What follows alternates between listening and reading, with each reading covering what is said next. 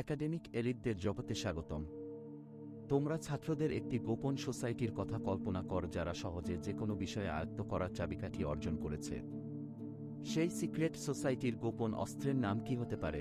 এটাই সেই ঐতিহাসিক এবং বিখ্যাত SQ3R স্টাডি সিস্টেম। আমাদের গল্প শুরু হয় 1940 সালে, যেখানে ফ্রান্সিস পি. রবিনসন নামে একজন বিজ্ঞ বয়স্ক অধ্যাপক দক্ষতার সাথে শেখার গোপন রহস্য উন্মোচন করেছিলেন। তিনি এই ফর্মুলা কিছু একান্ত ছাত্রের কাছে পৌঁছে দেন এবং সেখান থেকেই এই এলিট স্টুডেন্ট সোসাইটির জন্ম হয়। এই হলো ইতিহাস। এবার এই সিস্টেম সম্পর্কে কথা বলি। তুমি যদি ওরকম স্টুডেন্টদের একজন হতে চাও, তোমাকে খুব একটা অসাধ্য সাধন করতে হবে না।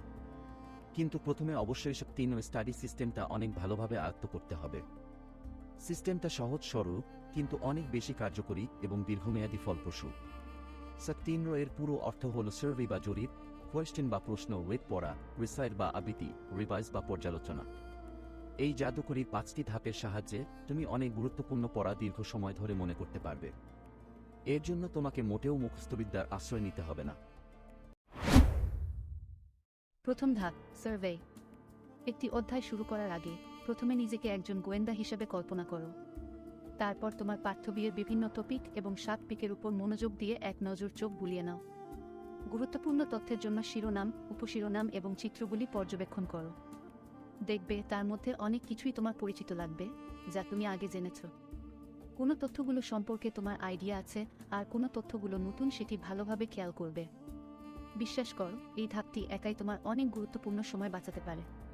কেননা এক নজরে জরিপ চালানোর মাধ্যমে অধ্যায়টি সম্পর্কে তোমার একটি প্রাথমিক ধারণা হবে। কোনো টপিকটার উপর জোর দিতে হবে, কোনো টপিকটা ইন্টারেস্টিং, সেটা তুমি আগেই বুঝে ফেলবে। ধাপ 2, কোয়েশ্চেন। চমৎকার, আমরা জরিপ করার পদ্ধতিটা সহজেই শিখে গেলাম। এখন যদি অধ্যায়ের একটি টপিক ধরে পড়া শুরু করো, তাহলে কিন্তু মনোযোগ ধরে রাখার একটা চ্যালেঞ্জ এসে দাঁড়ায়। এই সমস্যা সমাধানের সবচেয়ে কার্যকরী উপায় হল ওই টপিকের উপর প্রশ্ন তৈরি করা। যখন একটি প্রশ্নের উত্তর খোঁজা হয় টপিকের মধ্যে, তখন কিন্তু ওই টপিকের উপর ইন্টারেস্ট বেড়ে যায়। এভাবে আগ্রহ নিয়ে একটা টপিক পড়ার ক্ষেত্রে এই ধাপটি জাদুকরী ভূমিকা পালন করে। একজন ডিটেকটিভের মতো বিভিন্নভাবে আমরা প্রশ্ন জিজ্ঞেস করতে পারি ওই টপিকের উপরে। টপিকের ওই জিনিসটা কেন গুরুত্বপূর্ণ? আমি এ থেকে কি শিখতে চাই? উক্ত বিষয়টি আমাদের বাস্তব জীবনে কিভাবে প্রভাব ফেলছে?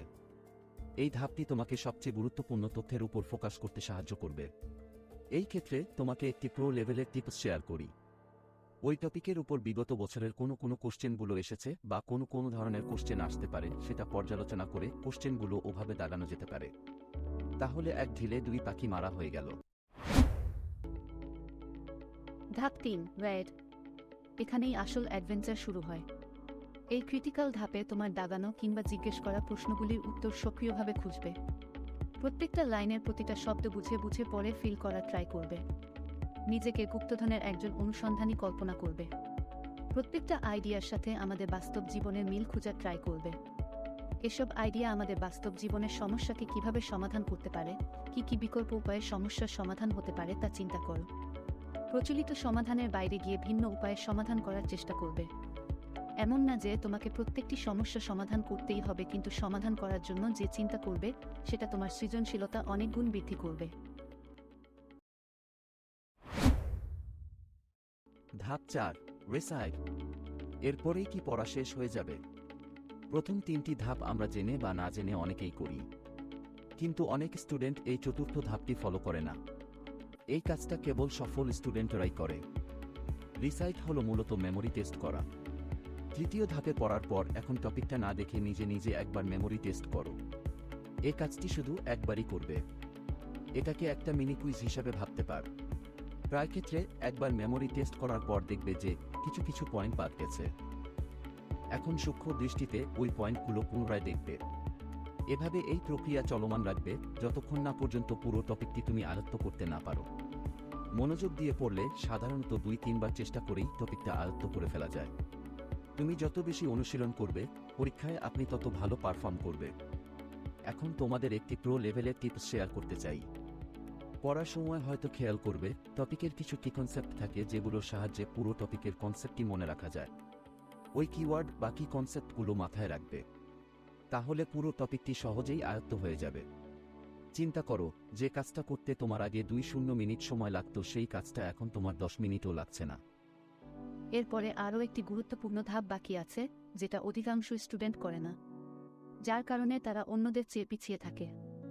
আর তা হলো, যা আয়ত্ত করা হয়েছে তা সংক্ষেপে পয়েন্ট আকারে না দেখে নিজের মেমরি থেকে লিখে ফেলা।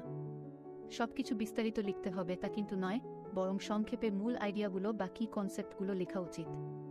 আমরা সাধারণত যা বুঝে পড়ি সেটা খুব অল্প সময়ে আমাদের স্মৃতিতে সংরক্ষিত থাকে, যেটাকে বলা হয় শর্ট টার্ম মেমোরি। যখন আমরা ওই তত্ত্ব বা আইডিয়াগুলো লেখা শুরু করি তখন সবটা মেমোরি থেকে তা লং টার্ম মেমোরিতে চলে যায়। এতে একটি পড়া আমাদের দীর্ঘ সময় ধরে মনে থাকে।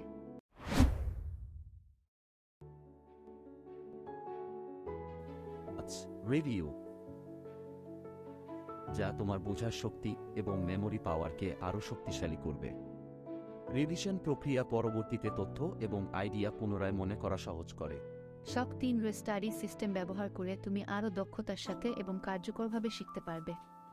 তাই পরের বার যখন তুমি একটি অধ্যায় পড়া শুরু করবে তখন এই জাদুকরী মেথডটি ফলো করে দেখতে পারো। একবার যখন ধাপে ধাপে এই পদ্ধতি আয়ত্ত করে ফেলবে তখন পরের বার এটি অ্যাপ্লাই করা অনেক ইজি হয়ে যাবে। আর সেই সাথে জাদুর মতো তোমার একাডেমিক অগ্রগতি অল্প সময়ে খুব দ্রুত হবে। মুখস্থ বিদ্যা ছাড়াই তুমি পরীক্ষায় আশাতীত ফল লাভ করবে। নেক্সট ভিডিওতে প্রত্যেকটি ধাপ বিস্তারিত স্টেপ বাই স্টেপ বর্ণনা করব। এই টপিক রিলেটেড যদি কোনো ধরনের প্রশ্ন থাকে সেটা আমাদের ফেসবুক গ্রুপে জানাতে পারো, লিংক ডেসক্রিপশনে দিয়ে দিচ্ছি। তাই এক্ষুনি একজন গোয়েন্দা হ্যাট পরে এই গুপ্তধনটির সন্ধানে নেমে পড়ো। যাত্রাটা অনেক রোমাঞ্চকর আর অ্যাডভেঞ্চারে পরিপূর্ণ, কিন্তু এই যাত্রায় তোমার একাডেমিক জীবন সহ তোমার পুরো জীবনই বদলে যাবে, সেটা অনেকটা নিশ্চিতভাবেই বলা যায়।